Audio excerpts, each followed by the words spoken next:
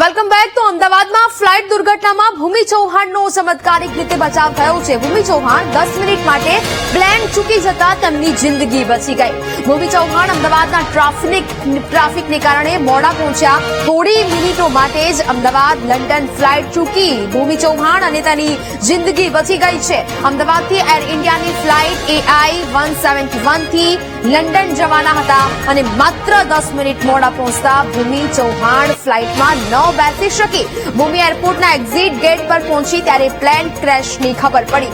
ભૂમિ ચૌહાણના પતિ સાથે લંડનમાં રહે છે અને વેકેશન માટે ભારત આવી હતી. ભૂમિ ચૌહાણ 2 વર્ષ પહેલા લંડન ગયા હતા. આ પછી તે પહેલીવાર ભારતમાં આવ્યા. એટલે એવું કહી શકાય કે ક્યાંક મોડું પહોંચવા માટે પણ એ લખેલું હોય છે, કારણ કે જે પ્રકારની આ પરિસ્થિતિ અને હવે એક બાદ એક જ્યારે આ બધું સામે આવી રહ્યું છે ત્યારે એ મોડું પડવું પણ કેટલું સારું સાબિત થયું છે, કેટલું સાચું સાબિત થયું છે. કારણ કે હવે આ ભૂમિ ચૌહાણ એવું વિચારતી હશે કે આ ફ્લાઇટ જે હું ચૂકી ગઈ છું તેણે મારી જિંદગી બચાવી લીધી છે.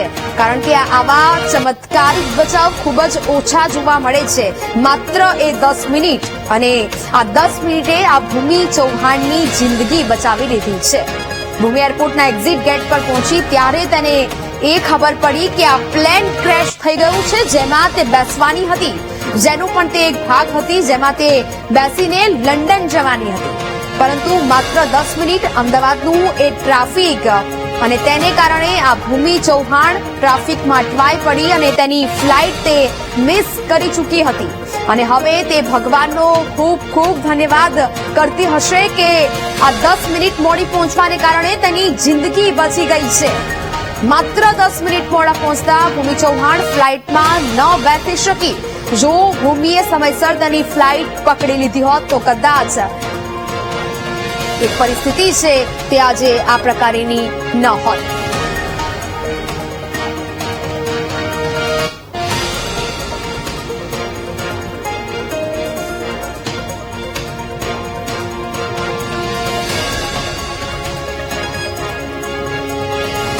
તો જ પ્રકારે આ એ જ ભૂમિ ચૌહાણ છે કે જે પણ લંડન જવાની હતી ને જે આ જ ફ્લાઇટમાં બેસવાની હતી, પરંતુ પ્લેન ચૂકી જિંદગી બચી. આ ભૂમિ ચૌહાણ માત્ર 10 મિનિટ મોડી પહોંચી અને અમદાવાદના ટ્રાફિકમાં ફસાઈ અને 10 મિનિટ તે ફ્લાઇટ પકડવા માટે મોડી ચૂકી. પ્લેન ક્રેશની ઘટનામાં પ્લેનની સ્થિતિ અંગે મુસાફરે વીટીવી ન્યૂઝ સાથે ખાસ વાતચીત કરી છે. પ્લેન ક્રેશ થયું તેના 2 કલાક પહેલા જ પ્લેનમાં મુસાફર સવાર હતા અને વીટીવી ન્યૂઝે લંડનથી આવનાર હિનાબેન કાલરિયા સાથે એક્સક્લુઝિવ વાત કરી છે. AI બોઈંગ 787 ની સ્થિતિ ખરાબ હોવાનો પ્રવાસીએ ખુલાસો કર્યો છે. ફ્લાઇટની સ્થિતિ ખરાબ હોવાનો પ્રવાસીએ ઘટસ્ફોટ કર્યો છે. ફ્લાઇટની સ્થિતિ ખરાબ હોવાની વાત કરવામાં આવી છે. ક્રૂ મેમ્બર્સ પણ વારંવાર સેફટીના સંદર્ભમાં સૂચના છે તે આપી રહ્યા હતા.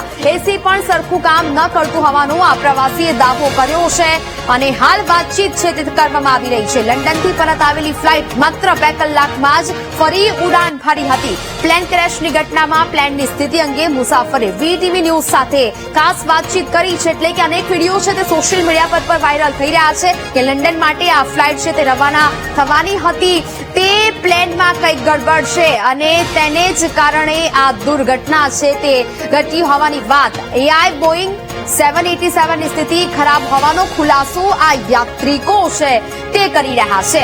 ફ્લાઇટની સ્થિતિ ખરાબ હોવાનો મોટો ઘટસ્ફોટ કરવામાં આવ્યો છે.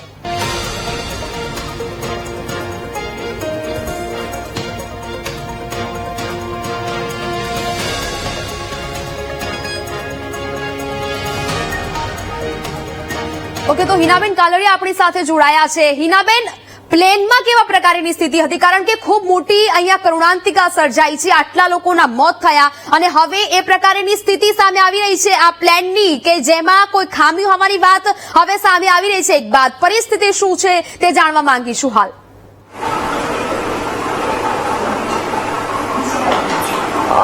ઓકે, હું એસ ફ્લાઇટમાં આવી હતી અને પરિસ્થિતિ તો એવી હતી કે ફ્લાઇટ.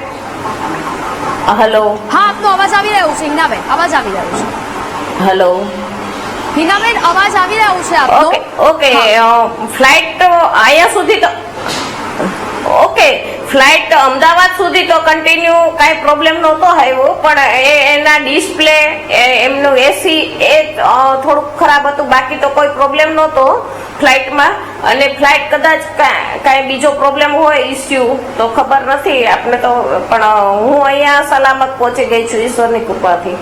બિલકુલ હિનાબેન, પરંતુ જે ફ્લાઇટમાં લોકો લંડન જઈ રહ્યા હતા અને તેમાંથી 290 લોકો છે, જે પ્લેન જે જગ્યાએ ક્રેશ થયું તે તમામ લોકોને ત્યાં ઉમેરતા 290 લોકોની સત્તાવાર મોતની પુષ્ટિ થઈ છે. આંકડો હજી વધી પણ શકે, પરંતુ હવે એક બાદ એક વિડીયો જે સામે આવી રહ્યા છે કે 2 કલાક પહેલા જ આ ફ્લાઇટે ઉડાન ભરી હતી, 2 કલાક પહેલા જ આ ફ્લાઇટ આવી હતી, તેમાં ઘણી બધી ખામીઓ જોવા મળી, જેમ કે એસી ન ચાલવું, કોઈ સાથે સંપર્ક ન થવો, તે પ્રકારની વિગતો પણ સામે આવી છે. આપ જ્યારે આ ફ્લાઇટમાં બેઠા હતા ત્યારે એવી કોઈ ત્યાં જોવા મળી સમસ્યાઓ કે જ્યાં એસી ના કામ કરતું હોય, જ્યાં એર હોસ્ટેસને બોલાવવા માટે જે ક્લિપ આવે છે તે સ્વિચ ન દબાતી હોય, તેવી કોઈ સમસ્યાઓ આપને ધ્યાનમાં આવી છે ખરી?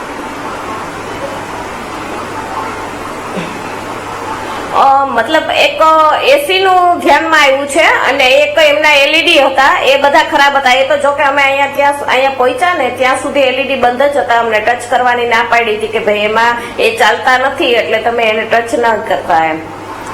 ઓકે હિનાબેન, આપ આ પ્લેનમાં સવાર હતા ત્યારે પાયલટ્સ દ્વારા કે કોઈ દ્વારા, ક્રૂ મેમ્બર દ્વારા એવી કોઈ ઘટના કે એવું કોઈ આપને યાદ આવી રહ્યું છે કે જ્યાં એવો કોલ કરવામાં આવ્યો હોય કે પછી લોકોને, યાત્રીઓને એવી સંભાવનાઓ વ્યક્ત કરવામાં આવી હોય કે આ પ્લેનમાં કંઈ ખરાબી હોઈ શકે, અથવા તો પછી એ પ્રકારની કોઈ પણ ચેતવણી છે આપવામાં આવી હોય? હા, 2-3 વખત એનાઉન્સમેન્ટ થતા હતા એમાં કે જો તમને કાંઈ આમ તેમ લાગે તો અમને જાણ કરજો, અથવા તો કાંઈ ઇસ્યુ હોય તો આ રીતે બહાર જવાનું છે, આ રીતે આ પહેરવાનું છે, એ રીતે એનાઉન્સ 1-2 વખત થયા હતા, બાકી તો કોઈ ઇસ્યુ નહોતો. ઓકે હિનાબેન, શું લાગી રહ્યું છે? કારણ કે અત્યારે આ જે પ્રકારની પરિસ્થિતિ અહીંયા જોવા મળી રહી છે, જે ફ્લાઇટ છે તે ત્યાંથી ટેક ઓફ થઈ રહી હતી ને ત્યારબાદ જે અત્યારે 290 થી વધારે લોકોના મોત થયા છે. 2 કલાક પહેલા જ એ ફ્લાઇટમાંથી આપ પસાર થયા, એ ફ્લાઇટ અમદાવાદ ખાતે પહોંચી, કોઈ ડરાવના દ્રશ્યો આપને જોયા?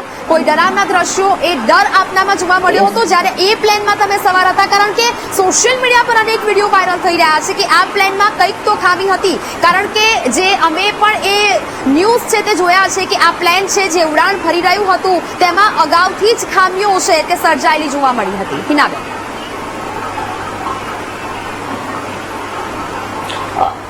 હા, એ છે કે જ્યારે પ્લેન ઉતરતું હતું ને, હું આ સેકન્ડ વખત જ પ્લેનમાં બેઠી છું, પણ જ્યારે ઇજિપ્તમાં હું ગઈ હતી ને ત્યારે એ પ્લેન ત્યાં પહોંચ્યું ને ત્યાં સુધી મને ખબર નહોતી પડતી, પણ અહીંયા નીચે ઉતરતું હતું ને ત્યારે જરાક ખડખડ એવો અવાજ આવતો હતો અને થોડાક રોદા આવતા હોય એવું લાગતું હતું આમાં મને, જ્યારે હું પ્લેનમાં હતી ત્યારે. બિલકુલ એટલે હિનાબેન, ટેકનિકલ ઇસ્યુ કદાચ હોઈ શકે. ઓકે હિનાબેન, એક વાત એ પણ સામે આવી રહી છે સોશિયલ મીડિયા પર અત્યારે જે વિડીયો વાયરલ થઈ રહ્યા છે, જે યાત્રિકો કે જે 2 કલાક પહેલા જ આ પ્લેનમાં મુસાફરી કરીને પરત આવ્યા હતા તે લોકોના વિડીયો પણ વાયરલ થઈ રહ્યા છે. કેટલાક લોકોએ પ્લેનની અંદરથી પણ વિડીયો શૂટ કર્યા છે. અવાજ કટ થાય છે તમારો. ઓકે હિનાબેન, સવાલ રિપીટ કરું છું. જે યાત્રિકોના અવાજ આવી રહ્યો છે મારો? હેલો હિનાબેન, અવાજ આવી રહ્યો છે મારો ક્લિયર? યસ, આવ્યું. ઓકે હિનાબેન, સોશિયલ મીડિયા પર એ યાત્રિકો ક્લિયર આવે છે. ઓકે હિનાબેન, સોશિયલ મીડિયા પર એ યાત્રિકો કે જેઓ 2 કલાક પહેલા જ આ ફ્લાઇટમાંથી પસાર થઈને અમદાવાદ એરપોર્ટ પર આવ્યા અને ત્યારબાદ આ ફ્લાઇટ છે તે ફરી લંડન જવા માટે રવાના થઈ રહી હતી, પરંતુ તે પહેલાના વિડીયો સોશિયલ મીડિયા પર મૂકવામાં આવી રહ્યા છે. એવું કહેવામાં આવી રહ્યું છે કે પહેલેથી જ આ પ્લેનમાં કંઈક ખામી હતી. આપ જ્યારે આ પ્લેનમાં સવાર હતા, તાપમાનમાં કોઈ ફેરફાર જોવા મળી રહ્યો હતો? કારણ કે તેનું એસી છે તે ખરાબ હતું, તેવી પણ વાતો યાત્રિકો છે તે કરી રહ્યા છે. તાપમાનમાં વધારે પડતો ગરમાવો હોય તેવું કંઈ આપને સંભાવનાઓ ત્યાં જોવા મળી? તેવું કંઈ આપને સમસ્યા ત્યાં થઈ હોય એવું આપને લાગ્યું ખરા?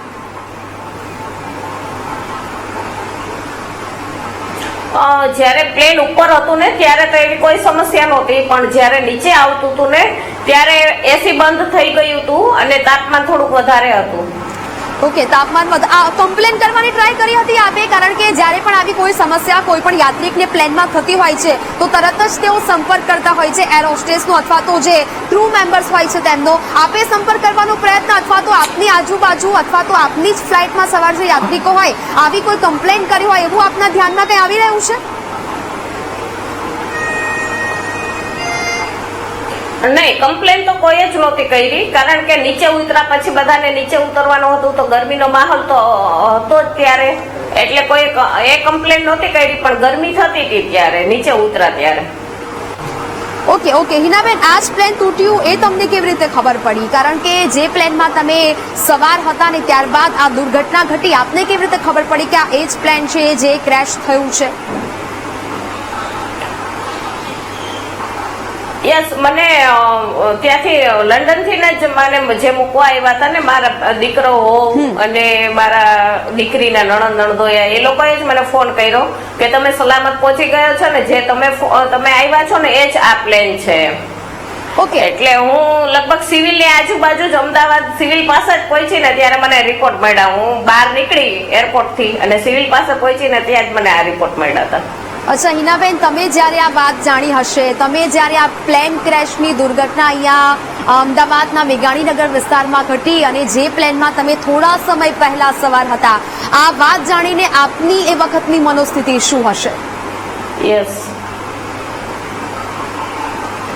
મારી મનોસ્થિતિ એ હતી કે ભગવાનની કઈક કૃપા હશે કે હું ઘરે પહોંચી ગઈ એમ. એ જ પ્લેન હતું, એ લંડન થી અમદાવાદ આવતું હતું, ત્યાં સુધીમાં કાંઈ જ પ્રોબ્લેમ નહોતો. મતલબ એ થોડો ઘણો ટેકનિકલ ઇસ્યુ હોય તો, બાકી કોઈ પ્રોબ્લેમ નહોતો. પણ અહીંથી જે ઉપડું અને તરત જ આ દુર્ઘટના બની, તો હું મારા દ્વારકાધીશને મેં એ પ્રાર્થના કરી કે કાંઈક તમારી કૃપા છે અમારી ઉપર કે આ બધું આવી રીતના બની ગયું એમ. હું એ જ પ્લેનમાં હતી ને હું બચી ગઈ. મારી સાથે ઘણા બધા હતા, બુજુર્ગો પણ ઘણા બધા હતા, બધા બચી ગયા. હું ત્રણ બુજુર્ગોને સાથે લઈને આવી હતી. એ લોકો એના દીકરા, એની દીકરીઓ, એ લોકો મને મારી સાથે શોપિંગ ગયા હતા કે એમને અમદાવાદ એમના પેરેન્ટ્સને સોંપી દેજો એ રીતે. ઓકે હિનાબેન, આપ અમારી અને સાથે એ ફોટા પણ મેં અપલોડ કરેલા, જે ત્રણેય બુજુર્ગો મારી સાથે હતા ને એમના. ઓકે હિનાબેન, આપ અમારી સાથે જોડાયા, વાતચીત કરી તે બદલ આપનો ખૂબ ખૂબ આભાર. એટલે કે કહી શકાય કે 2 કલાક પહેલા જે ફ્લાઇટમાં તેઓ મુસાફરી કરી ચૂક્યા હતા અને ત્યારબાદ બીજી ઉડાન ભરવા માટે આ ફ્લાઇટ તૈયાર હતી અને ત્યારબાદ આ ફ્લાઇટ છે તે ઉડાન ભરવા માટે આકાશમાં જાય છે, ટેક ઓફ કરે છે અને ત્યારે જ આ પ્રકારની દુર્ઘટના છે તે સર્જાઈ છે. એટલે તમામ લોકો અત્યારે ઈશ્વરનો આભાર વ્યક્ત કરી રહ્યા છે. તો દુર્ઘટના પહેલા જે પ્રકારે મહત્વપૂર્ણ આ સમાચાર સામે આવ્યા છે, અમદાવાદમાં પ્રધાનમંત્રી નરેન્દ્ર મોદીએ બેઠક યોજી છે. આ મહત્વપૂર્ણ બેઠક પ્રધાનમંત્રી નરેન્દ્ર મોદી દ્વારા યોજવામાં આવી છે. અનેક પોલીસ વડાઓ ઉપસ્થિત જોવા મળી રહ્યા છે. આ બેઠકમાં મહત્વપૂર્ણ બેઠક યોજવામાં આવી રહી છે. જે દુર્ઘટના ઘટી ત્યારબાદ પ્રધાનમંત્રી નરેન્દ્ર મોદી ઘટના સ્થળે પહોંચ્યા, નિરીક્ષણ કર્યું અને જે ઇજાગ્રસ્તો છે તે લોકોને મળ્યા, તેમના ખબર અંતર પૂછ્યા અને ત્યારબાદ અમદાવાદ ખાતે જ પ્રધાનમંત્રી નરેન્દ્ર મોદીએ આ મહત્વપૂર્ણ બેઠક યોજી છે. પ્રધાનમંત્રી નરેન્દ્ર મોદી સાથે આ બેઠકમાં અનેક લોકો હાજર જોવા મળી રહ્યા છે. મુખ્યમંત્રી ભૂપેન્દ્ર પટેલ પણ આ બેઠકમાં જોવા મળી રહ્યા છે હાજર. અધિકારીઓ સાથે પ્રધાનમંત્રી નરેન્દ્ર મોદીની આ મહત્વપૂર્ણ બેઠક, અનેક પોલીસ વડાઓ પણ આ બેઠકમાં હાજર જોવા મળી રહ્યા છે. આરોગ્ય અધિકારીઓ સાથે પણ ચર્ચા થઈ. આરોગ્ય અધિકારીઓ સાથે મુખ્યમંત્રી ભૂપેન્દ્ર પટેલ પણ ઉપસ્થિત આ બેઠકમાં જોવા મળી રહ્યા છે. આ મહત્વપૂર્ણ બેઠક અમદાવાદ ખાતે પ્રધાનમંત્રી નરેન્દ્ર મોદીએ યોજી છે. આ બેઠકમાં ચર્ચા છે તે કરવામાં આવશે, કારણ કે પ્રધાનમંત્રી નરેન્દ્ર મોદીએ તમામ એક બાબતનું નિરીક્ષણ કર્યું છે. સૌથી પહેલા તો તેઓ એરપોર્ટથી સીધા જ ઘટના સ્થળે પહોંચ્યા હતા. તમામ બાબતોથી તેઓ વાકેફ થયા છે. તમામ નાની નાની બાબતોનું તેઓ દ્વારા નિરીક્ષણ કરવામાં આવ્યું છે. ત્યારબાદ તેઓ ઘટના સ્થળેથી સીધા જ પહોંચ્યા સિવિલ હોસ્પિટલ અને ત્યાં જઈને જે ઇજાગ્રસ્તો છે, જેમનો બચાવ થયો છે અને તે લોકો સાથે પણ તેઓએ મુલાકાત કરી અને ત્યારબાદ તેમના ખબર અંતર પૂછ્યા, જેનો ચમત્કારિક બચાવ થયો રમેશ વિશ્વાસનો, તેની સાથે પણ પ્રધાનમંત્રી નરેન્દ્ર મોદીએ વાતચીત કરીને ત્યારબાદની આ મહત્વપૂર્ણ બેઠક પ્રધાનમંત્રી નરેન્દ્ર મોદી લઈ રહ્યા છે. અમદાવાદ ખાતે જ આ મહત્વપૂર્ણ બેઠક બોલાવવામાં આવી છે. અમદાવાદમાં દુર્ઘટનાગ્રસ્ત વિસ્તારની મુલાકાત પર પ્રધાનમંત્રી નરેન્દ્ર મોદીની પહેલી પ્રતિક્રિયા. અમદાવાદ મુલાકાત પર પીએમ મોદીએ એક્સ પર પોસ્ટ કરી છે. વિનાશના દ્રશ્યો દુઃખદ હોવાની વાત પ્રધાનમંત્રી નરેન્દ્ર મોદીએ કરી દુર્ઘટના પછી અધિકારીઓ સાથે બેઠક કરી અને આ બેઠક છે તે કરવામાં આવી રહી છે. અધિકારીઓ અહીંયા ઉપસ્થિત જોવા મળ્યા. અમદાવાદના એ ઘટના સ્થળની મુલાકાત પ્રધાનમંત્રી નરેન્દ્ર મોદી દ્વારા કરવામાં આવી. તમામ બાબતોનું નિરીક્ષણ કરવામાં આવ્યું ને હવે તેમના દ્વારા એક્સ પર પોસ્ટ કરવામાં આવી છે અને આ ઘટનાને દુઃખદ ગણાવી છે. વિનાશના દ્રશ્યો ખૂબ જ દુઃખદ છે. પ્રધાનમંત્રીએ આ વાત એક્સ પર કરી છે. દુર્ઘટના પછી અધિકારીઓ સાથે આ બેઠક છે તે કરવામાં આવી છે. હવે આગામી જે ઇજાગ્રસ્તો છે તેમની સારવાર ચાલી રહી છે ને હવે આ તમામ જે પરિસ્થિતિ દુર્ઘટના કેવી રીતે ઘટી ત્યાંથી લઈને તમામ જે બાબતો છે તેનું નિરીક્ષણ અને હવે આગામી સમયમાં જે હજી પણ બચાવ રાહત કામગીરી છે તે ચાલી રહી છે તેને લઈને પણ આ બેઠકમાં ચર્ચા છે તે કરવામાં આવી શકે. બેઠકમાં ચર્ચા થઈ અને હાલ તો પ્રધાનમંત્રી નરેન્દ્ર મોદી જ્યારે એ દુર્ઘટના સ્થળે પહોંચ્યા હતા અને હવે તેમણે જે લોકોએ સ્વજનો ગુમાવ્યા તેમને પણ તેમના પ્રત્યે સંવેદના વ્યક્ત કરી છે. એક્સ પર પોસ્ટ કરીને તેમને આ માહિતી છે તે આપી છે અને ત્યારબાદની તેમની અમદાવાદ ખાતે જ આ મહત્વપૂર્ણ બેઠક અધિકારીઓ સાથે તેઓએ આ બેઠક યોજી અને તેમાં મહત્વપૂર્ણ બાબતો છે તેને લઈને ચર્ચાઓ છે તે કરવામાં આવી. આ દુર્ઘટના હવે આ કેવી રીતે ઘટી તેને લઈને પણ આ બેઠકમાં હવે ચર્ચા છે તે થશે કારણ કે જેમણે પોતાના સ્વજનો ગુમાવ્યા છે તેમના પ્રત્યે પણ પ્રધાનમંત્રી નરેન્દ્ર મોદીએ સંવેદના વ્યક્ત કરી. તો વધુ એક મહત્વપૂર્ણ સમાચાર. અમદાવાદમાં ફ્લાઇટ દુર્ઘટનામાં ભૂમિ ચૌહાણનો ચમત્કારિક રીતે બચાવ થયો છે. ભૂમિ ચૌહાણ 10 મિનિટ માટે પ્લેન ચૂકી જતા તેની જિંદગી બચી ગઈ છે. એ 10 મિનિટ તેના માટે હવે ખૂબ મહત્વપૂર્ણ સાબિત થઈ રહી છે. ભૂમિ ચૌહાણ અમદાવાદના ટ્રાફિકને કારણે મોડા પહોંચ્યા અને આ 10 મિનિટ અને હવે ઈશ્વરનો આભાર વ્યક્ત કરી રહી છે આ ભૂમિ ચૌહાણ.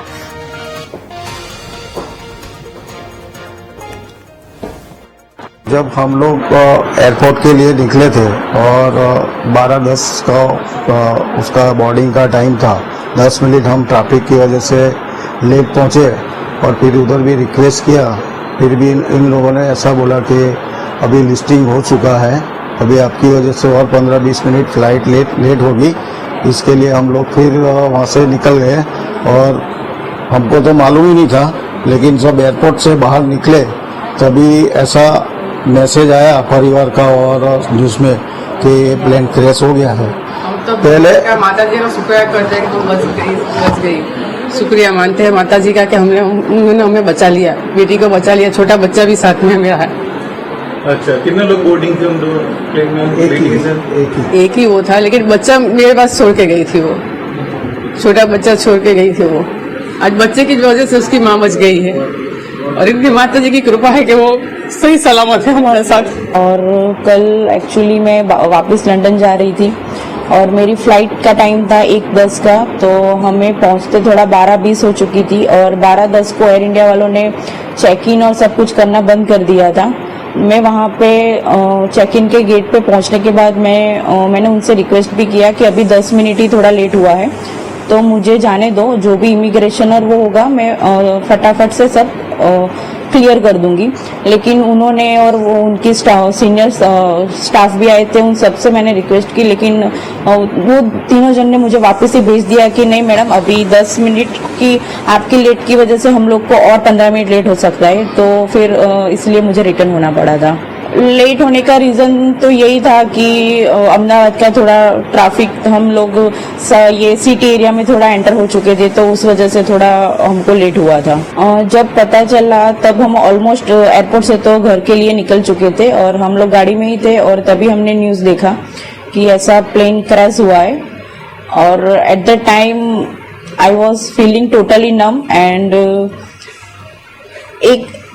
एक तरह से अच्छा मैं अपने भगवान का थोड़ा माता जी का और सब शुक्रिया कर रही थी कि मैं बच गई. लेकिन दूसरी साइड ये भी था कि ये जो इंसिडेंट हुआ है वो बहुत ही थोड़ा टेरिफाइड है. પત્નીના અસ્થિનું વિસર્જન કરવા આવેલા પતિને કાર્ડ ભેટ્યું. અમરેલીના વડિયાના અર્જુનભાઈ પટોડિયાનું પ્લેન ક્રેશ દુર્ઘટનામાં મોત થયું. વડિયાનું દંપતી હાલ લંડનમાં સ્થાયી થયું હતું. અઠવાડિયા પહેલા જ લંડનમાં પત્ની ભારતીબેનનું થયું હતું મોત. પોતાના વતનમાં તળાવ કે નદીમાં અસ્થિ વિસર્જનની પત્નીની છેલ્લી ઈચ્છા હતી. પત્નીની છેલ્લી ઈચ્છા પૂરી કરવા માટે ભારત આવ્યા હતા અર્જુનભાઈ. અસ્થિ વિસર્જનની વિધિ પૂરી કર્યા પછી લંડન પરત ફરતા હતા અને તે સમયે આ ઘટના બની. તો આજે કરુણાંતિકા સર્જાઈ છે. આ કરુણાંતિકામાં અમરેલીના અર્જુનભાઈ પટોડિયા કે જેઓ પોતાની પત્નીની અસ્થિ વિસર્જિત કરવા માટે ભારત આવ્યા હતા. 26 મે 2025ના રોજ અર્જુનભાઈની પત્નીનું દેહાંત થયું હતું અને તેમની પત્નીની છેલ્લી ઈચ્છા એ હતી કે તેમની અસ્થિ તેમના વતન અમરેલીના ગામના તળાવમાં જ વિસર્જિત કરવામાં આવે અને એ ઈચ્છા પૂરી કરવા માટે અર્જુનભાઈ ભારત આવ્યા હતા અને તેમની પત્નીની અસ્થિ વિસર્જિત કરીને અર્જુનભાઈ પરત લંડન ફરી રહ્યા હતા અને ગઈકાલે જે આ કરુણાંતિકા સર્જાઈ તેમાં અર્જુનભાઈ પણ મોતને ભેટ્યા. જે આજે પ્લેન દુર્ઘટના બની એ આ 171 અમદાવાદ લંડનની જે ફ્લાઇટ હતી એમાં મારા કાકા સાહેબ વડીલ શ્રી અર્જુનભાઈ મનોજભાઈ પટોડિયા એ એમના પત્ની આજે ઘણા સમયથી બીમાર હતા અને જેમનું નિધન થયું હતું તેમનું ત્યાં બધું પતાવ્યા અને પછી એ અહીંયા સાંસ્કૃતિક વિધિ માટે આવેલા હતા. તો અસ્થિ પધરાવવાની આજે વિધિ આવતી હોય આપણી સંસ્કૃતિ પ્રમાણે અને બધું કામ પૂર્ણ કરી અને વિધિ પતાવીને આજે પરત ફરી રહ્યા હતા. બપોરની ફ્લાઇટ હતી જે 1:36ની ફ્લાઇટ હતી એમાં AI 171 જેમાં જઈ રહ્યા હતા લંડન ખાતે અને તેમાં જે ફ્લાઇટ ક્રેશની દુર્ઘટના બની છે IGP ગ્રાઉન્ડ ખાતે તેમાં ખૂબ શોકનો માહોલ છે અને અમારા ઘરના જે મેમ્બર હતા એનો અમે શોક જાહેર કરીએ છીએ અને ઘણા લોકો અમારા ફેમિલી મેમ્બરની પણ ઘણા લોકો એમાં છે એનો સંપૂર્ણ શોક અમે જાહેર કરીએ છીએ અને ભગવાન તેમની આત્માને શાંતિ આપે. ડીએનએ રિપોર્ટ બાદ પરિવારને મૃતદેહ સોંપવામાં આવ્યા. તો ગઈકાલથી ડીએનએ ટેસ્ટ શરૂ કરવામાં આવ્યા હતા. હોસ્ટેલના વિદ્યાર્થીઓના 3 મૃતદેહ પરિવારને સોંપવામાં આવ્યા. કરુણાંતિકામાં જે લોકો મોતને ભેટ્યા છે તેમના મૃતદેહની ઓળખ માટે ડીએનએ ટેસ્ટ કરવામાં આવ્યા હતા અને તેમાંથી હવે મૃતદેહ પરિવારને સોંપવાની શરૂઆત થઈ ગઈ છે. ડીએનએ રિપોર્ટ માટે હોસ્પિટલે પરિવારજનો પહોંચી રહ્યા છે. ડીએનએ રિપોર્ટ બાદ પરિવારને મૃતદેહ સોંપવામાં આવ્યા. ગઈકાલે જે કરુણાંતિકા સર્જાઈ છે એ કરુણાંતિકામાં જે લોકોનું મૃત્યુ થયું છે તેમાં વિદ્યાર્થીઓના 3 મૃતદેહને પરિવારને સોંપવામાં આવ્યા છે. સિવિલ હોસ્પિટલમાં ડીએનએ રિપોર્ટ બાદ પરિવારને આ મૃતદેહ સોંપવામાં આવ્યા છે. ગઈકાલની કરુણાંતિકામાં મૃતદેહ એટલી હદે સળગી ગયા હતા કે તેની ઓળખ કરવા માટે ડીએનએ ટેસ્ટ કરવું આવશ્યક છે અને ગઈકાલથી જ જે મૃતકો છે તેમના જે સગાવહાલા છે તેમના નજીકના જે સગાવહાલા છે એ ડીએનએ સેમ્પલ આપવા માટે સિવિલ હોસ્પિટલ ખાતે પહોંચ્યા હતા અને ડીએનએ રિપોર્ટ કરવાની જે પ્રક્રિયા છે એ શરૂ કરી દેવામાં આવી હતી. આજે 3 મૃતદેહ સોંપવામાં આવ્યા છે.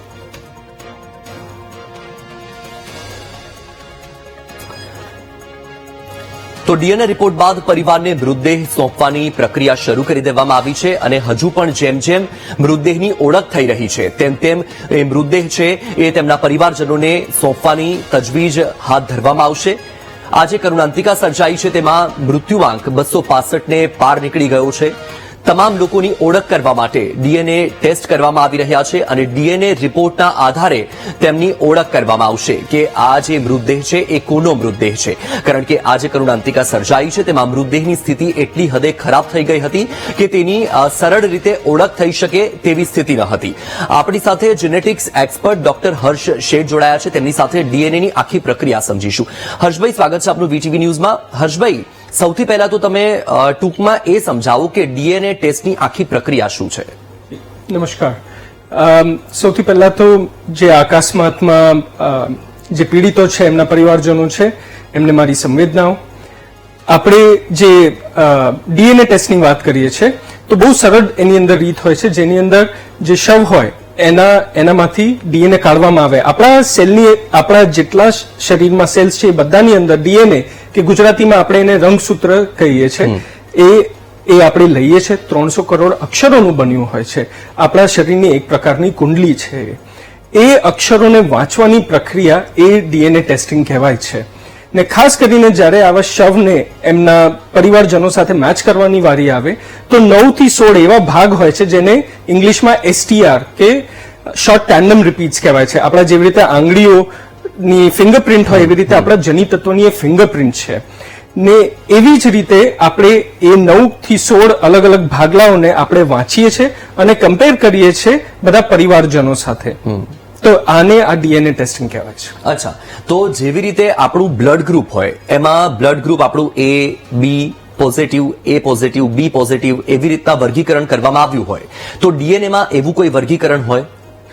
કરેક્ટ, એવી રીતે વર્ગીકરણ હોય છે. ખાસ કરીને જ્યાં 9 થી 16 અલગ ભાગલાઓ છે કે એસટીઆર જેને કહીએ છીએ, એ બધા અલગ અલગ લેન્થના હોય છે, એમની સાઇઝ અલગ હોય છે. તો આપણે જ્યારે આ એસટીઆર્સ ની પ્રોફાઇલ કરીએ છીએ તો આપણે અલગ અલગ સાઇઝને જોઈને કહી શકીએ છીએ કે આ જે ડીએનએ છે એ કોણામાંથી આવ્યું છે. અચ્છા, તો આ જે ડીએનએ છે તો સૌથી પહેલા તો તમે મને એ સમજાવો કે સામાન્ય રીતે શું હોય છે કે દરેક વ્યક્તિનું ડીએનએ અનન્ય હોય છે, મતલબ કે અલગ હોય છે. જી, તો શું એવું થઈ શકે કોઈ કિસ્સામાં કે ભાઈ ડીએનએ કોઈ બીજા વ્યક્તિ સાથે પણ મેચ થઈ જાય? સો જ્યારે આ તપાસ થતી હોય છે તો આ જે આ 9 થી 16 અલગ અલગ ભાગલાઓ લીધા છે આપણા જનિતત્વના, એ એવી રીતે લેવાયા છે કે કોઈ પણ બે જણો વચ્ચે આ બધા મેચ થવાની શક્યતા બહુ જ ઓછી હોય છે. આપણે કહીએ છીએ 10 to the power 9, મતલબ એટલી ઓછી શક્યતા હોય છે કે આપણે દુનિયાના જે 700 કરોડ જણો છે એને પણ ભેગા કરીએ તો બે જણની ડીએનએ પ્રોફાઇલ એક્ઝેક્ટલી મેચ થવું એ પોસિબલ નથી. અચ્છા, તો કેટલા તત્વ મેચ થાય ત્યારે કહી શકાય કે આ ડીએનએ આ જ વ્યક્તિનું છે? ઓકે, સો આપણે જ્યારે આ જેનેટિક ટેસ્ટ કરતા હોઈએ છીએ તો આપણે પરિવારજનો સાથે કમ્પેર કરતા હોઈએ છીએ. આપણા શરીરમાં ડીએનએ ની બે કોપીઓ હોય, એક મમ્મીમાંથી આવે, એક પપ્પામાંથી આવે. સો જ્યારે આપણે ચકાસણી કરતા હોઈએ છીએ તો એટલીસ્ટ એક કોપી મમ્મી સાથે પરફેક્ટલી મેચ થવી જોઈએ, એક કોપી પરફેક્ટલી પપ્પા સાથે મેચ થવી જોઈએ, કાં તો 50-50% પૂર્ણ રૂપ રીતે મેચ થાય. જ્યારે એવું થાય ત્યારે આપણે કહી શકીએ છીએ કે આ જે શવ છે એ આ રિલેટિવ્સ થી મેળાય છે.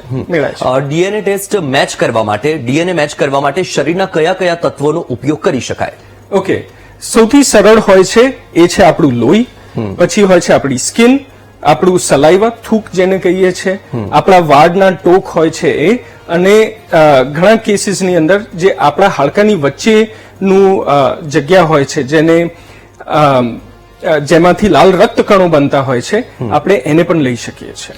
હવે આ જે કિસ્સો બન્યો છે કે આ સ્થિતિમાં મૃતદેહ સળગી ગયા છે, તો આવી સ્થિતિમાં ડીએનએ ના કયા સેમ્પલ લેવામાં આવે?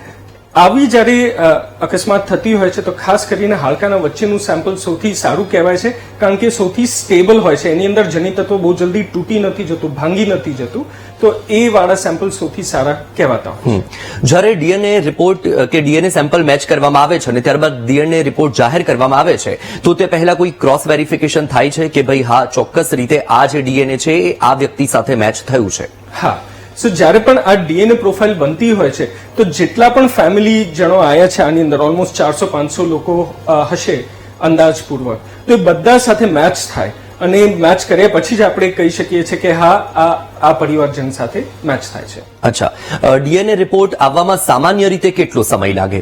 સામાન્ય રીતે આવા પ્રકારની જ્યારે જેનેટિક ટેસ્ટ થતો હોય તો અરાઉન્ડ 7 દિવસ લાગતા હોય છે, પણ આવી જ્યારે અકસ્માત થઈ હોય તો હાઈ પ્રાયોરિટીની અંદર સમય ટૂંક કરવામાં આવતો હોય. તો પણ હાઈ પ્રાયોરિટીમાં આપણે ધારો કે ડીએનએ ટેસ્ટ કરવામાં આવે છે તો વહેલામાં વહેલું કેટલા સમયની અંદર થઈ શકે? વહેલામાં વહેલું આપણે માની લઈએ કે ડીએનએ ની ક્વોલિટી સારી છે અને બહુ સારી રીતે આપણે એને એમ્પ્લિફાય કરીને ટેસ્ટ કરી શક્યા છે તો એક દિવસની અંદર પણ આપણે એ રિપોર્ટ આપી શકીએ છીએ. અચ્છા, અને જે આ ડીએનએ મેચ કરવામાં આવે છે અને એનો જે રિપોર્ટ આવે છે તેમાં સત્યતા કેટલી? આની અંદર 99.99% સત્યતા સાથે જ આ રિપોર્ટ આપવામાં આવતો હોય છે.